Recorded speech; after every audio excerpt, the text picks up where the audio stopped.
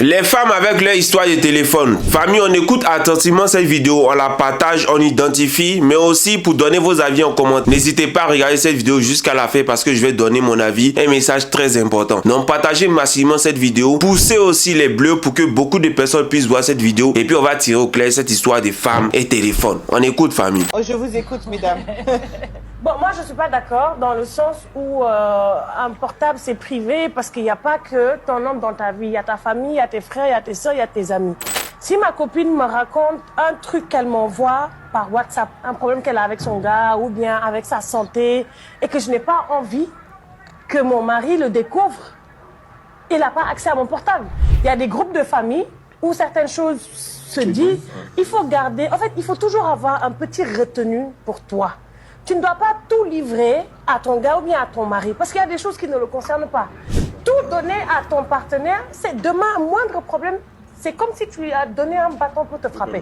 Il peut te clasher à travers tes amis, à travers ta famille, ou bien les problèmes que tu as eu dans le passé. Déjà, on va partir du principe que moi, quand j'ai été en couple, en tout cas, toutes les filles avec lesquelles j'ai été en couple, elles savent, je ne fouille jamais dans le téléphone. Parce qu'à Abidjan, nous sommes tous dans les relations branchées. Voilà, et connaissant les filles de chez nous, tant qu'elles ne sont pas sûres d'être dans une relation avec un mogol, toi, elles vont jamais te lâcher. En tout cas, si elles gagnent jeton et toi. C'est qu'elles ne gagnent pas jeton et toi qu'elle est pressée de te jeter. Donc, moi, pour ma part, aucune fille que j'ai connue ne pourra dire que Franck a pris mon téléphone une fois pour fouiller dedans. Elles me connaissent, moi, j'ai pas le temps pour ça. Mais on part du principe que toi et moi on vit ensemble et que tu es chez moi. Supposons même qu'on est mariés et qu'on vit ensemble dans la même maison. Moi je ne comprends pas comment est-ce que ton téléphone peut être plus intime pour toi que ce qu'on fait sur le lit conjugal. Moi j'arrive pas à comprendre ça. C'est que comment ton téléphone, comment est-ce que c'est qu'il y a dans ton téléphone, les conversations que tu as avec tes parents, avec ta famille, ta maman, ton papa, bref, tout ce que tu veux, peut être plus intime que ce que moi et toi on fait sur le lit conjugal. Moi j'arrive pas à comprendre ça. Peut-être que je ne comprends pas assez français. La deuxième des choses est que tu ne vis plus avec tes parents, tu vis chez moi. C'est-à-dire que bon, on vit chez nous à la maison. C'est-à-dire que toi et moi on s'est mis ensemble, on a décidé de vivre ensemble, de faire des choses ensemble. Donc c'est-à-dire que ce que tu fais, que ce soit avec tes frères ou tes soeurs, à partir de chez moi m'engage tout autant que toi. C'est que s'il y a un problème dans ce que tu es en train de faire ton frère, dans ce que tu es en train de faire ta soeur, même dans ce que tu es en train de faire ta maman, cela m'engage parce que toi et moi on vit dans la même maison et quand on dit cette maison, on dit chez monsieur et madame Yao. C'est-à-dire que voilà ce qu'on dit. Donc c'est-à-dire que tout ce que tu vas aller faire à partir du moment où tu as déclaré que c'est dans cette maison-là que tu vis, chez les Yao, c'est que tout ce que tu vas faire dehors engage les Yao. Parce qu'on suppose que vous êtes dans la même maison, donc ce qui se passe, tous les deux, vous êtes au courant. Alors que toi, tu dis qu'il y a quelque chose qui est plus intime pour toi que ce que tu fais dans le lit conjugal avec ton mari. Famille, je vous dis partager cette vidéo-là parce que cette histoire de téléphone là, les gens parlent trop, les filles là cherchent toujours arguments pour se défendre, pour se protéger, pour je sais pas il y a quoi dans le téléphone et puis elle veut.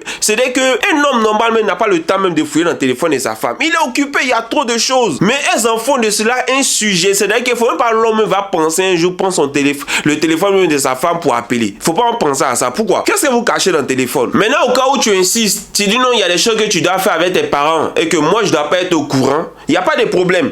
Tu prends tes affaires, tu vas chez tes parents. Vous réglez vos problèmes. Le jour que tu auras fini de régler les problèmes avec tes parents, maintenant tu pourras revenir. Parce que dans cette vidéo, elle dit quelque chose de très pertinent aussi, n'oublions pas. On écoute aussi cette petite partie-là. Elle a dit quelque chose de très pertinent, on écoute. Tout donner à ton partenaire, c'est demain un moindre problème. C'est comme si tu lui as donné un bâton pour te frapper. Il peut te clasher à travers tes amis, à travers ta famille, ou bien les problèmes que tu as eu dans le passé. C'est pour ça là aussi qu'on vous dit souvent, faites la différence entre un homme et un enfant. C'est-à-dire que vous, tellement vous aimez les gens, les hommes petits d'esprit. Moi, je connais une go. C'est-à-dire que moi, elle, on s'est quitté parce qu'elle voulait un homme petit d'esprit pour pouvoir manipuler. Voilà, un homme là, il peut pas utiliser ce que sa femme dit pour un jour taper sur elle. Non, un homme n'a pas le temps de ça. Moi, elle est secret de mes go, des go avec qui j'ai géré avant. Donc, je suis au courant, mais je n'ai jamais utilisé ça contre elle. Du premier jour de notre rupture, peu importe comment on a rompu, je n'ai jamais utilisé ce qu'elles ont osé me dire sur leur famille, sur elles-mêmes, et puis prendre ça pour mettre dehors, pour aller dire à quelqu'un, mes amis, mes connaissances, on n'en a rien à foutre de ces problèmes, on peut pas utiliser ça contre elles. Mais c'est lorsque vous vous mettez avec les enfants, oui, parce que quand vous vous mettez avec les enfants, vous pouvez jouer avec leur esprit, vous pouvez les manipuler, il ne peut pas dire quelque chose sans que, voilà, sans avoir peur de votre réaction. Voilà pourquoi est-ce que vous vous mettez avec les enfants. Donc les enfants là, hein, un homme qui réagit comme un enfant, quand tu lui dis quelque chose, le jour qu'il sent qu'il peut utiliser ça contre toi, il utilise guérir sans effet. Mais sinon, un homme, il sait que son rôle, c'est de protéger sa femme. Peu importe ce qui arrive, son rôle, c'est de protéger sa femme. Donc, il la protège. Et même quand ils ne sont plus ensemble, un homme, même quand il n'est plus avec une femme, c'est rare qu'il va accepter même que ses propres parents vont insulter la femme. Un homme. Donc, faites la différence entre un homme et un enfant. Mais vous aimez les enfants. Voilà pourquoi vous sortez avec les enfants et ces enfants-là ne vous marient jamais, ils vous déclarent jamais, ils jouent avec vous comme des poupées et après ils vous laissent et puis après vous venez parler à faire des téléphones. Non, mon téléphone c'est privé. Comment une femme peut dire que son téléphone est plus privé et plus intime que ce qu'elle fait sur le lit à son mari? Vous êtes trop, vous n'êtes pas, c'est que vous voulez justifier votre procléa tellement que vous manquez tellement de sérieux que vous voulez toujours justifier les justifiables.